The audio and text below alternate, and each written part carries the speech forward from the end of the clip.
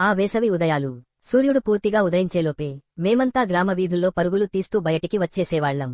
ఆ రోజుల్లో ఉదయానికే ఒక మ్యాజిక్ ఉండేది. గోలీల ఆట మొదలైతే ప్రపంచమే మరిచిపోయేవాళ్లం. ప్రతి షాట్ గెలవాలనే పట్టుదల, ప్రతి ఓటమికి చిన్న చిన్న గొడవలు. నువ్వు మోసం చేశావ్ అని అరుస్తూ మళ్లీ 5 నిమిషాల్లోనే కలిసిపోయేవాళ్లం. సాయంత్రం అయ్యేసరికి టీవీ ముందు కూర్చుని కార్టూన్లు చూస్తూ ఆ చిన్న స్క్రీన్లోనే మా ప్రపంచాన్ని వెతికేవాళ్లం.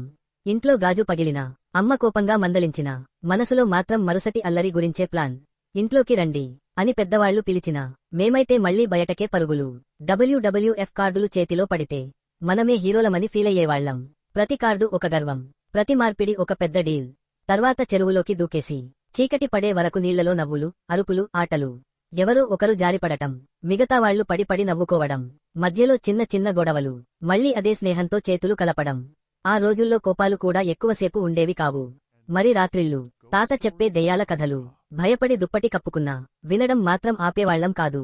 ఇప్పుడు అందరం పెద్దవాళ్లమయ్యాం. ఆ వీధులు మారిపోయాయి. ఆ ఆటలు కనిపించడం తగ్గిపోయింది. కాని ఆ వేసవి జ్ఞాపకాలు మాత్రం ఇంకా మనసులో అలాగే పరుగులు తీస్తూనే ఉన్నాయి.